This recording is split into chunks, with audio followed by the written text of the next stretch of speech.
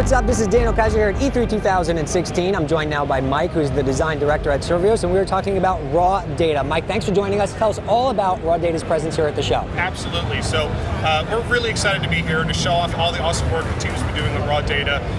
For us, the real exciting thing is we're really trying to push the boundaries of what VR is and what can be done in a VR experience. We're really going for that high-end fidelity action thriller that is the promise of VR, right? It's what we all dream about. It's what everyone always wanted VR to be, and we're doing our damnedest to make sure that delivers on that. So what has the feedback been like? Because obviously you're talking about changing the industry in general. So let's talk a little bit about what people are saying about their experience when they come out of VR and they're done with the experience. Oh, definitely. It's been overwhelmingly positive. In fact, we can't believe how awesome it's been for consumers to play this. Both people who play for the first time were just blown away. In fact, they actually stumble when they take the headset off. They're so immersed in the experience in the world that when they take it off, they kind of have that disconnect of, well, okay, actually I'm back to reality here. That was actually a game I was playing, which has been really awesome.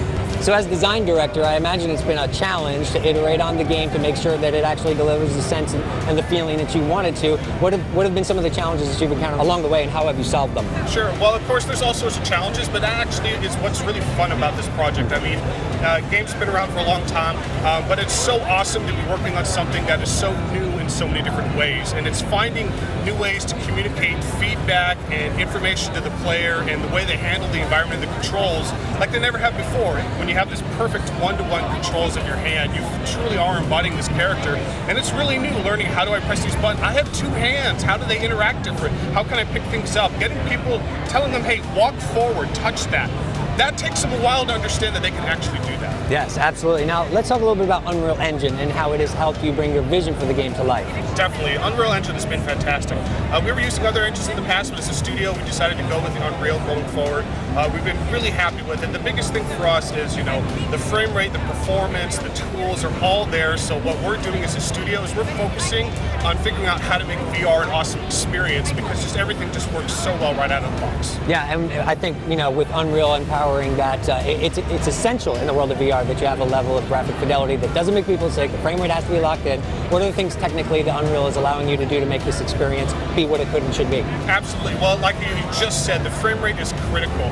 We spent a lot of time, it's not just getting the immersion factor correct, but the frame rate has to be 90 frames a second. No exceptions.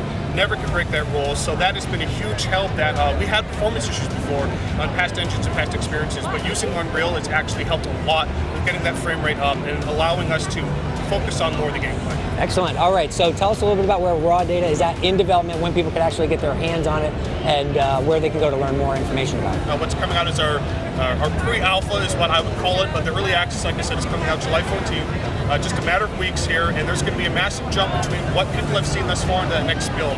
Some of the big things to look out for is you are going to be able to translate around the different missions. So we have numerous missions, not just the one you see here today. You'll be able to move around the environment itself. You're going to have not just an arsenal of weapons, but we have hero characters. The hero characters not just have different weapons, they also have unique powers and abilities. Really going to excite some people, I hope, with some things they haven't played yet in VR. All right, and what's the website where they can check everything out? I believe it's rawdatagame.com. Okay, well, we appreciate your time very much. We hope you have a great E3. Thanks for joining us, and for more on Unreal Engine, head on over to unrealengine.com.